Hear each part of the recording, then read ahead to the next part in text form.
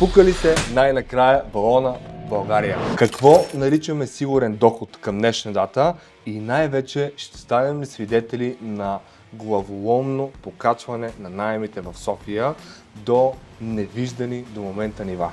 На тези и на още няколко други доста нагорещени въпроси ще отговорим днес с моят колега Петър Ваклинов. Пепи, здравей! Моля да разкажеш малко повече за себе си, за да дадем малко повече яснота на нашите зрители. Откъде си, с какво се занимаваш, с колко време се занимаваш с това нещо и така нататък.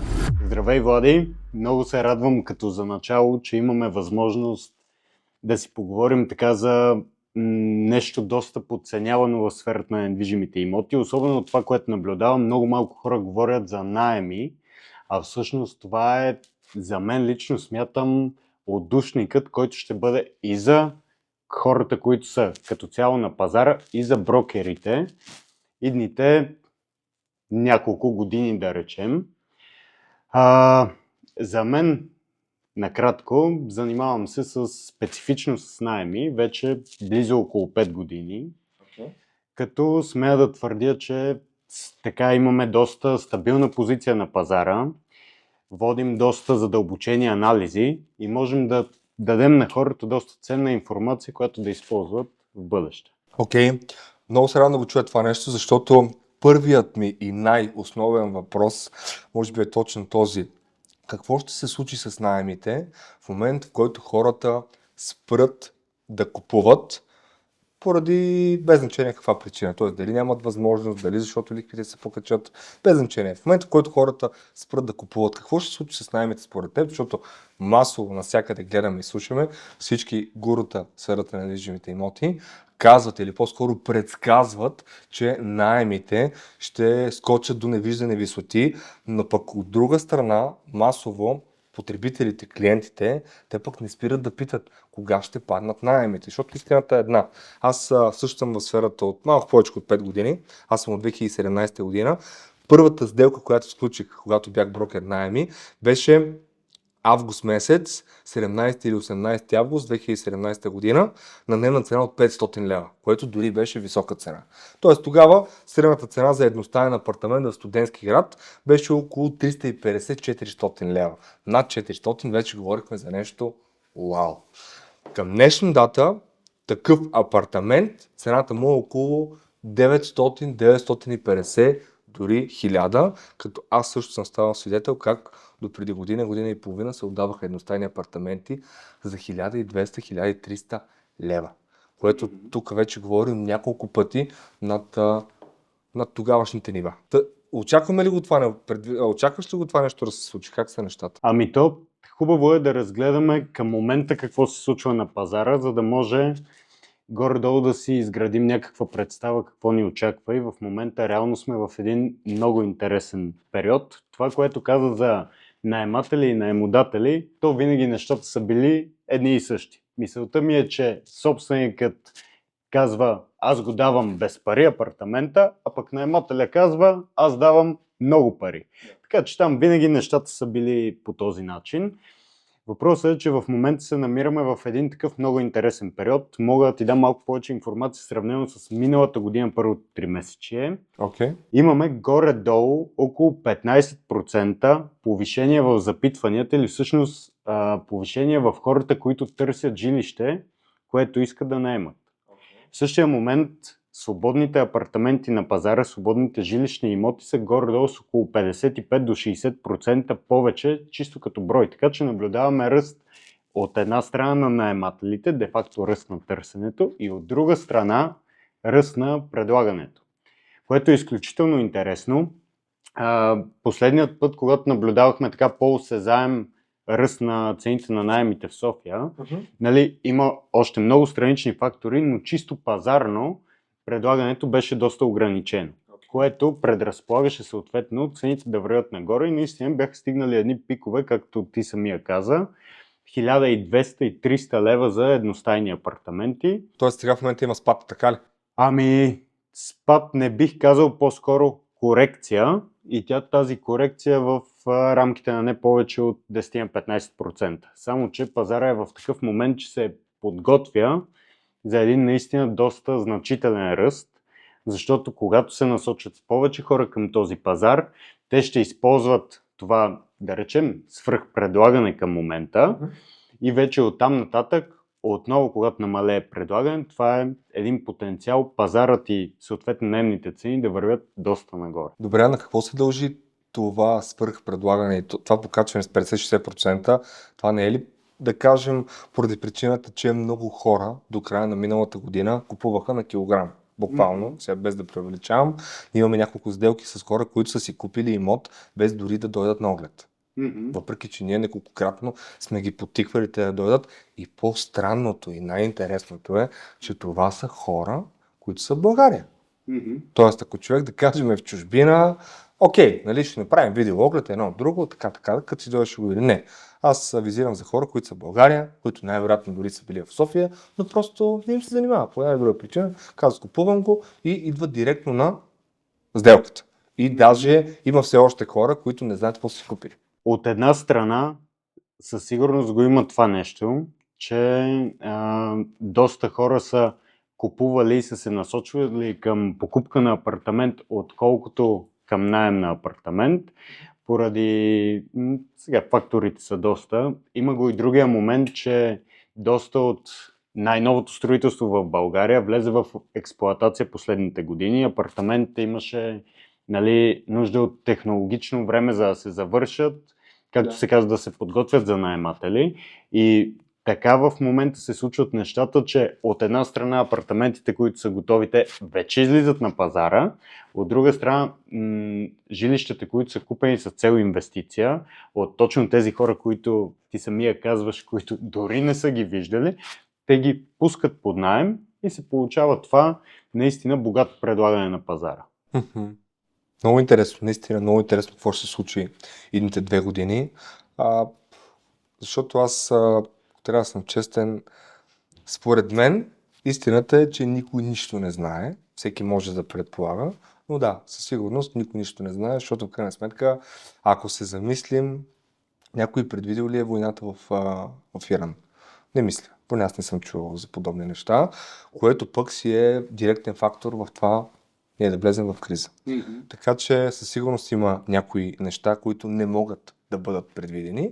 Но да, това ми беше интересно да чуя твоята гледна точка, като човек, който се занимава това нещо с наеми, защото масово навсякъде има доста информация в сферата на недвижимите имоти, но навсякъде основно се говори за строителство на сгради, за посредничество при покупко-продажба. Искам ли си да ми разкажеш малко повече как стоят нещата в наемите, защото това, което ти в самото начало спомена за отдушника, аз винаги съм имал една малко по-различна гледна точка, защото тук искам да дадем наистина една обективна представа на хората, които им предстои да се захванат с подобен тип сфера, за да знаят какво да очакват. Защото ето ние като бранд, ние се занимаваме както с наеми, така и с продажби.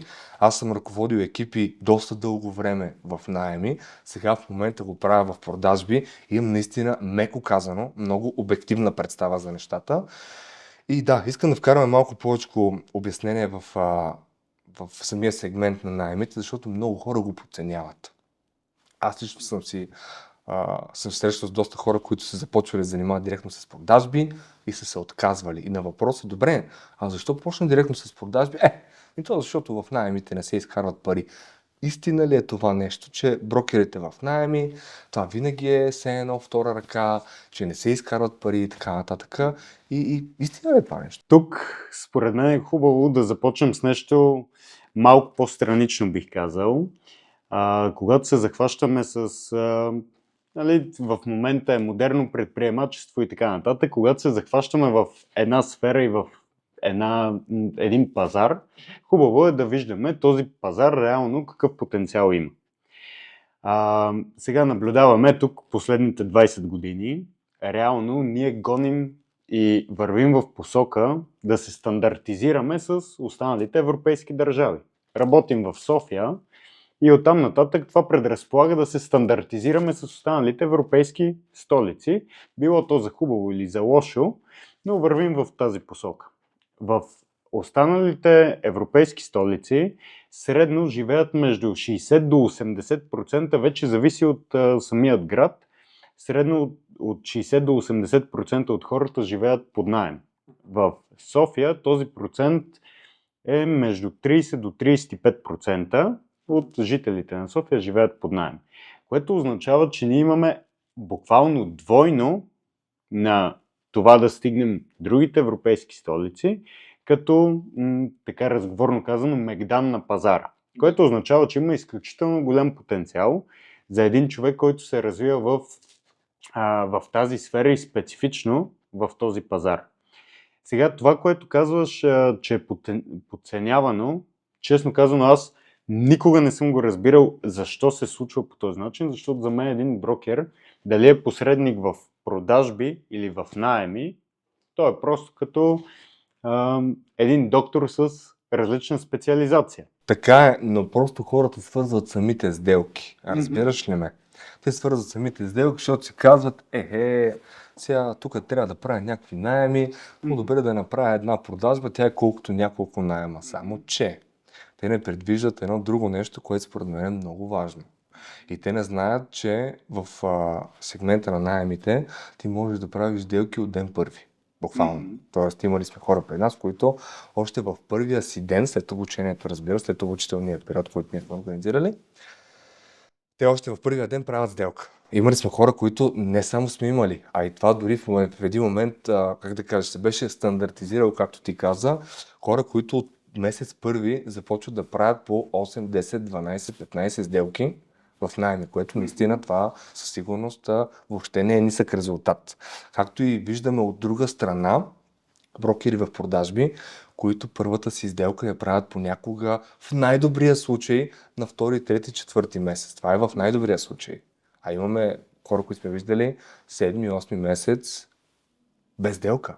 И това е наистина най-интересното, защото аз, ако трябва да съм искрен и честен, аз съм изключително щастлив, че започнах своята кариера в отдел наеми, защото бях в такава ситуация, в която не бих могъл да изкарам повече от може би месец-два без никакъв доход. Просто не си бях организирал структурата така, че да имам финанси за 5, 6, 7, 8 месеца. Не. Аз започнах и можех да издържа максимум един месец. Слава Богу, на трета седмица направих първата си сделка и така започнах да се движа напред. Но да, това ми е правило наистина много впечатление, защото съм доста адекватни хора, които казват, аз пробвал в сферата, но не ми хареса и като вляза малко повече в дълбочина, пробвали са да работят 2-3 месеца в продажби, не са им се получили нещата и са се отказали, което според мен наистина е много жалко, защото пак казвам, сферата на недвижимите имоти и посредничеството, за съжаление, страда. Има доста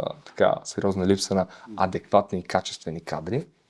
И вярвам, че ако човек трябва да вземе своя избор и своето решение, буквално от самата ти подготовка зависи към кое да се насочиш. Или с две думи казано, ако имаш възможността да си подсигуриш няколко месеца напред, няма никакъв проблем да започнеш директно да занимаваш продажби. Това бих направил поне аз. Но ако искаш по-бързо да се входираш в нещата, може би много по-добрия вариант би било да се захванеш с наеми, защото още една скоба искам да кажа, най-добрите ни брокери в наеми, в момента в който по една или друга причина са се прехвърли към продажбите, не 90, а 100% от тях първата си сделка са я правили още първия месец. Докато, пак казвам, наблюдавал съм хора, които са им необходими няколко месеца, за да стигнат до първа сделка, което със сигурност не е толкова лесно. И затова ти го задавам този въпрос, понеже интересно ми е да чуя твоята гледна точка за нещата. Ти само го каза още в началото. На повечето хора мисленето им е то по-добре една сделка продажби, отколкото няколко наема. И то наистина е така. Наистина е по-добре. Въпросът е има ли я тази сделка продажби или я няма. Защото много често тази сделка, тя на теория е много добър вариант, но на практика тя просто не съществува. Отдел наеми като пазар в общи линии изгражда доста важни качества в един човек, който след това би искал да се занимава, съответно в последствие било то с продажби, било то да продължи да се развива в пазар на наеми.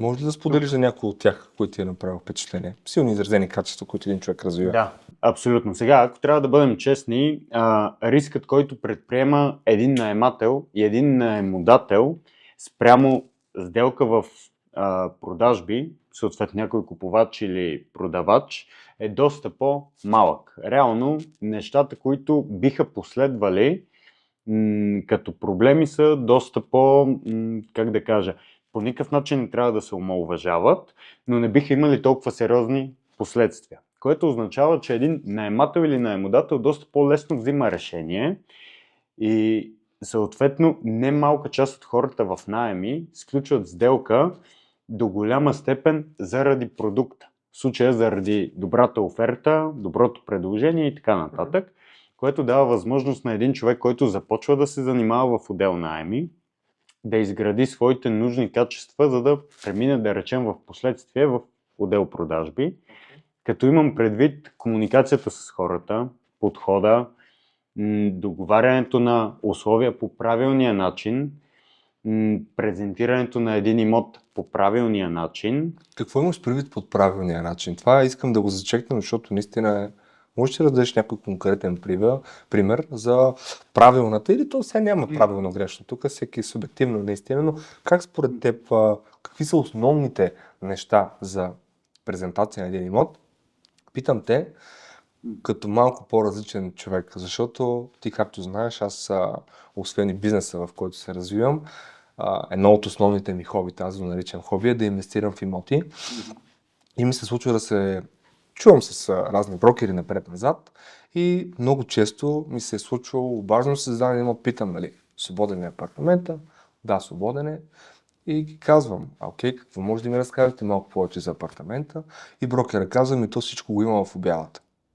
И аз казвам, да, всичко го има в обявата, но в 8 от 10 случая, в момента в който аз дойда на оглед, аз виждам, че има много други неща, които ги няма в обявата. По обявата не мога да видя каква е сградата. Не мога да видя какви са общите части, не мога да разбера за съседите, не мога да разбера за собственика, не мога да разбера за много други такива неща. И казвам, да не губя моето и вашето време, затова има ли нещо по-специфично по самия имот, за да знам, нали, за какво става въпрос. Не всичко е изрядно. Отиваме в дружба, то се оказва блок еди кой си. Трябва да не изпадам подробности, но всякакви други такива неща. И това е било наистина много интересно. Ами, ти сам каза с хобито, което имаш, да се занимаваш с инвестиции в недвижимите имоти. Твоето мислене доста често е насочено към цифри и така нататък. Основно. Което това са твоите нужди.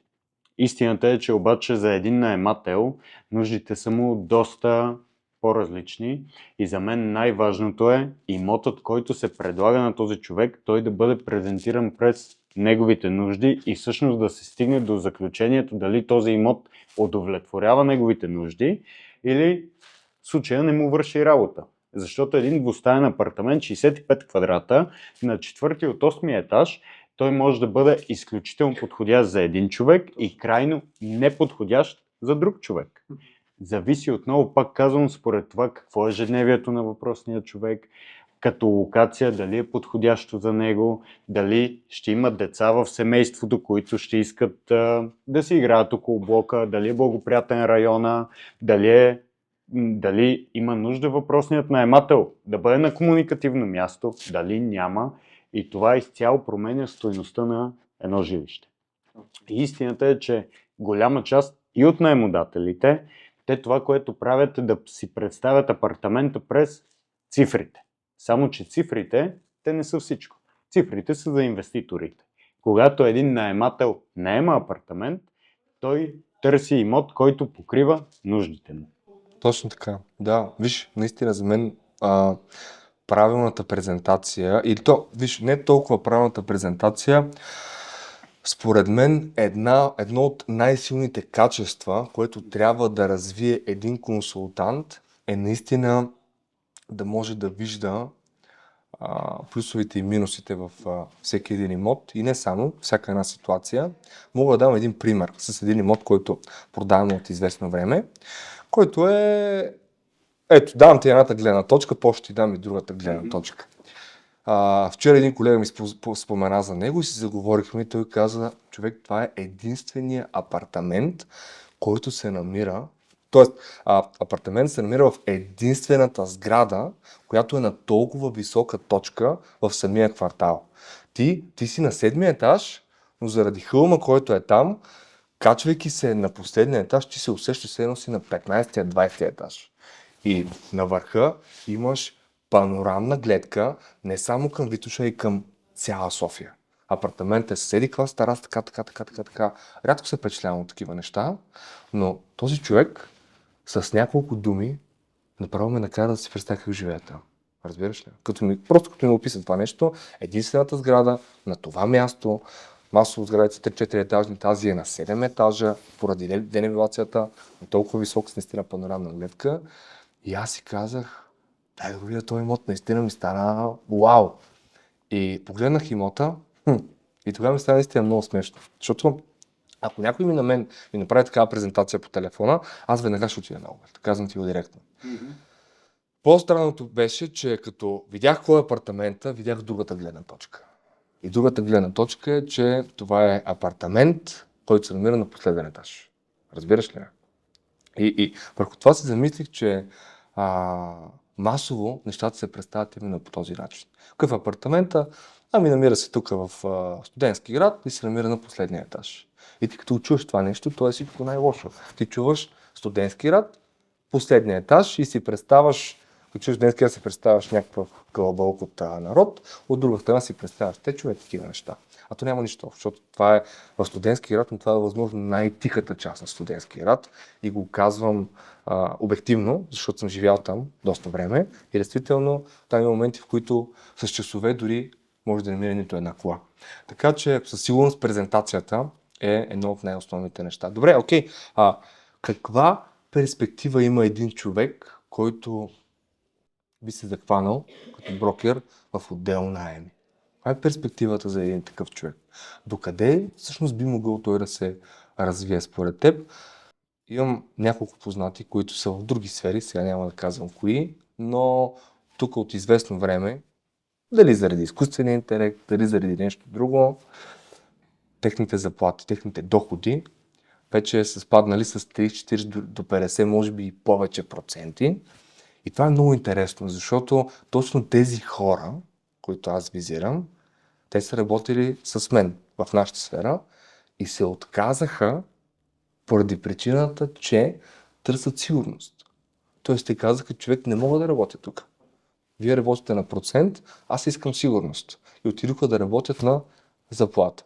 И вижте колко интересно се случва.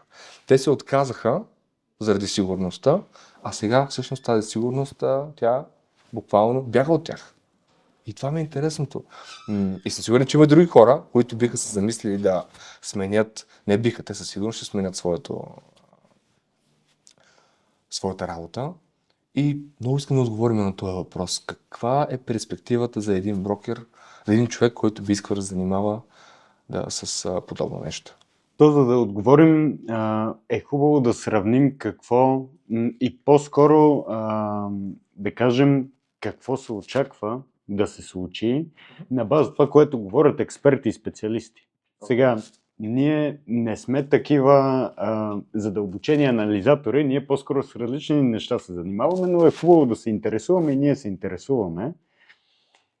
Масово в момента се говори за изключително висока инфлация, която ни очаква доста скоро, бих казал. Това е факт. Да, и истината е, че хората не са свикнали да се подготвят. Масово това, което се случва е, че да кажем, ако можем да направим сравнение, човек не се грижи за здравето си доста често, започва да се грижи чак след като получи определена диагноза. Да. Само че тогава, за съжаление, е доста късно и трябва да мине през доста трудно лечение, да речем. Неприятни неща. Точно така. Истината е, че по същият начин седят нещата и с нашия доход и това как се позиционираме и колко лесно или трудно бихме минали през една криза. Евентуална такава. Хубаво е, когато имаме такива сигнали, ние да помислим предварително и да видим как бихме могли да се позиционираме там. Като, ето, елементарното нещо, което можем да си изведем като извод, очаквани покачване на стоките на цени, цените на стоките, Okay. очакваме да се покачат. Съответно, нашият портфейл би се изпразвал доста по-бързо. Оттам нататък, за да можем да поддържаме същият стандарт на живот, означава, че на нас ни трябва по-голям портфейл или иначе казвам по-висок доход. Само, че когато и една корпорация също и се увеличават разходите, тя доста трудно би могла да повиши работните заплати. И дори да задържи работните места. Да, абсолютно. Защото нормално е да се вдигат работните заплати, когато една компания се развива, върви напред, съответно има по-голяма печалба и може да си позволи това повишение. Когато това нещо не се случва, става въпрос за едни взаимни компромиси между служител и работодател или пък съответно, както каза ти, стесняване на работните места, за да може въпросната компания да оцелее. Въпросът е там какъв контрол имаме самите ние. Защото преди малко зачекна това нещо за сигурността. До каква степен ние, ако сме в една такава среда, имаме контрол върху това, което се случва. Имаме контрол върху управлението на компанията, имаме контрол върху нашия доход. В общи линии там нашият контрол е нула. Тотална нула. Стискаме палци, нещата да се оправят. Да, и ние да имаме късмет, както казват хората. Истината обаче е, че това не е подготовка и това е в общи линии едно доброволно вкарване в проблеми. Така би го нарекал.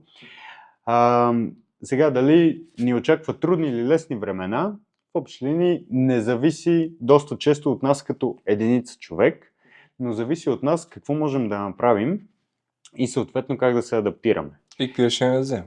Точно така. А когато говорим за сигурност, за мен лично най-голямата сигурност е тогава, когато нещата зависят от нас. Защото тогава можем да определим как да действаме, тогава можем да определим колко да работим, как да работим и в общи линии, ако не сме окей с мястото, на което се намираме, да можем да предприемем някакви мерки. И там идва момента на това един човек да бъде, както се казва, да работи на процент, да има контрол върху това какви усилия полага и съответно каква възвръщаемост има от въпросните усилия. Да.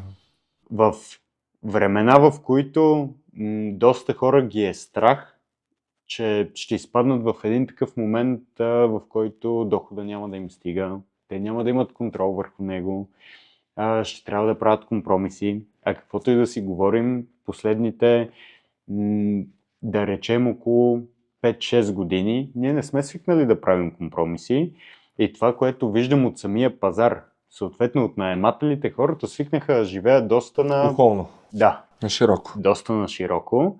Дори, ето това е отново вътрешна информация, но това, което забелязваме е, че хората доста често взимат, настаняват се на имоти, които са на между 15 до 20% над първоначалния бюджет, който са си определили.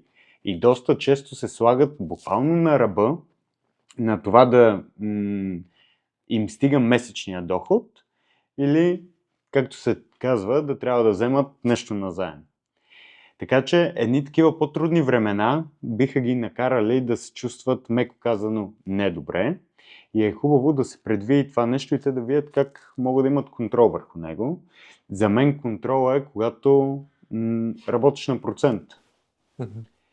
И го казвам това нещо, защото ти сам можеш да определиш колко да работиш, как да работиш. Аз съм сигурен, че ще дойде един момент, в който хората ще са с мисленето, готов съм да работя колкото трябва, само да мога да се оправя. Защото в момента наблюдавам нещо малко по-различно. Говорим за баланс, говорим за почивки, говорим, ако можем да работим 4 часа дневно, 6 часа дневно и така нататък. Да, когато можем да си го позволим е супер. Само, че когато, както се казва, опре нож до кокала, тогава мисленето се променя и хората стигат до ситуацията, в която казват, ще правя каквото трябва, само и само да съм добре. Така че за мен плюсовете на това един човек да работи на процент и да няма така наречената сигурна заплата, са, че той самият има контрол върху това, което се случва. И дори определен период, 2-3 седмици, да не успява да се справи, той може да, както се казва, да обърне внимание на това нещо, да потърси варианти как да се научи, да почете, да анализира и да направи промените, които са нужни, за да му се получат нещата и съответно дохода да му е доста по-различен. Докато когато си на сигурната заплата, направи каквото пожелаеш. Резултатът ще е, не можем да си позволим вдигане на заплатата. Разбирам те с това, което кажеш, съм съгласен, но е много трудно. Истината е, че е много трудно, защото ето, днес е 9 април. В момента сме пред великденските празници. И аз наблюдавам не само от днес, от началото на седмицата. София е почти празна. Почти празна. Днес е четвъртък. А вече смятам, че е почти вече изцяло празна. Тоест, хората са свикнали и все повече свикват празниците да се удължават доста повече. Доста повече.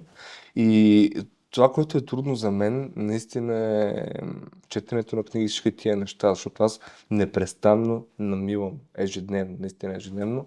Хората, които работят с мен, го знаят това нещо. Че аз непрестанно намивам, че това са, може би, най-основните неща за растеж на един човек, но да, много по-лесно е да съединим празниците, да си бием чукалата, както се казва, на жаргонен език и да хващаме пътя. А пък вече после какво ще правим, не е важно. Така че да, това наистина е много интересно, как хората търсят сигурност, а всъщност не попадат на такава. Добре, окей. Нещо, което е като заключение на нашата среща, което бих искал да разбера. Аз ти го задавах пак като въпрос, но отново искам да го повдигнем. Каква е перспективата за един човек? Докъде може да стигне? Има ли някакъв таван? Тоест, докъде може да стигне такъв човек? Питам го, защото ето, аз съм започнал да се занимавам с наеми. Още на следващата година успях да си събера екип. През същата година основахме изцяло нов бранд. Няколко години по-късно в този бранд работят над 90 човека. Тоест ние осигуряваме работни места. Хора, които могат да се развиват, да си изкарват прехраната и да бъдат наистина, да имат възможността да бъдат най-високата версия на себе си. Защото истината е една. Сферата, според мен, се отблагодарява най-много на тези хора. Хората, които търсят къде е техния лимит и които искат да го прескочат. Не които искат да се тръгнат в петък на обяд, а искат да работят и събота. Понякога и неделя. Много често и събота и неделя. Особено в началото. Ако искат, разбира се, да постигнат един малко по-различен резултат, защото това е другото, което никога не съм разбирал. Всеки иска да получава повече, но да не дава повече. И това е много странно.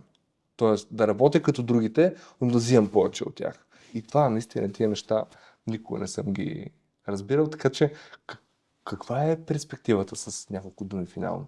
Ами, то по-скоро е хубаво да уточним къде е ограничението, защото... Само да спрем за секунда, че човек от скарата ми звъни.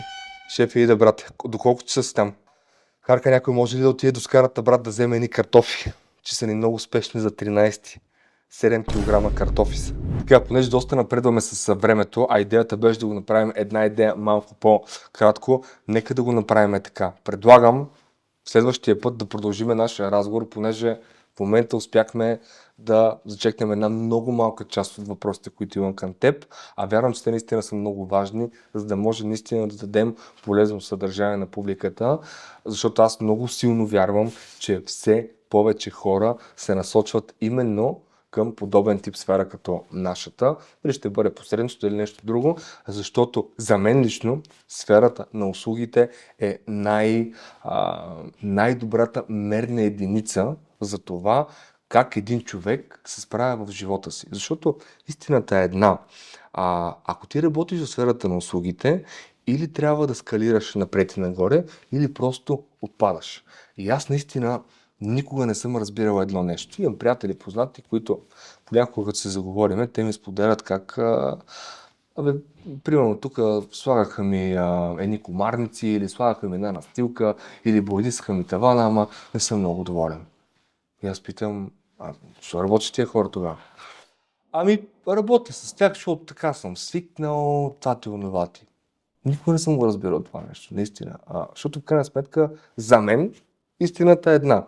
Аз винаги се старая да работя с хора, които дори се справят една идея по-добре от мен, за да мога дори да науча нещо от тях. И действително, имало е много хора, с които съм работил, но в един момент, в който видят, че те спират да, как да кажа, не само да поддържат качеството на услугата си, а и дори да я развиват, просто аз не виждам какъв е смисъл да продължавам работа с тях. И затова според мен сферата на услугите е много нещо много полезно, защото тя те държи непрестанно в форма. Ти знаеш, че трябва всеки ден да добавяш нещо ново. Дали ще бъде знания, облекло, каквото и да било, но да прибавяш все повече и повече, защото ако пък говорим за нашата сфера, хубавото е, че действително има доста колеги. Сега доста, много относително казано, но има една част, които наистина държат ниво, което е много важно. Защото в крайна сметка, за мен лично конкуренцията е нещо много полезно, поради причината, че тя те държи във форма. Тоест, аз съм на този типаж хора, когато видя, че някой се справя добре, мен това нещо ме мотивира аз да бъда още по-добре. И вярвам, че е реципрочно. Тоест, вярвам, че човек посреща, когато види, че аз се справям по-добре и той ще иска да е по-добре. И така ние взаимно растем нагоре. Докато когато хората са на, как да кажа, не се стараят, да го кажем така, винаги е държавата, винаги е правителството, винаги е управата и всичко останало. Има нещо много хубаво, извинявай, че те прекъсвам в нашата сфера. То като цяло в сферата на услугите и то е, че когато не вървиш в посока нагоре, просто в един момент отпадаш и пазарът и се хвърля. И това е много добра мерна единица. Добра мерна единица и се изгражда една много хубава естествена среда от хора, които просто вървят нагоре. Защото ти по-рано попита какви всъщност са възможностите и докъде може да стигне човек. Да. За мен лично отговор е, че по-скоро това зависи от къде са неговите собствени лимити. Защото ето каза, че си започнал, година по-късно си започнал да събираш екип и в момента можем да кажем, че сме една добре уредена агенция на пазара. Сигурен съм, че когато си започнал е имало още няколко колеги в офиса, които не са направили абсолютно нищо от това, което коментирахме преди малко. И за мен истината е, че много зависи къде е лимитът тук. Защото ако там има лимит, каквито и възможности да се дадат, каквито и условия да се дадат, няма абсолютно никакво значение. В същия момент, ако няма лимити, дори да не са най-добрите условия, да не са най-добрите възможности, човек намира начин и вижда как може да върви напред. Факт, безспорен факт. Пепи, благодаря ти много за това участие. И аз благодаря всички.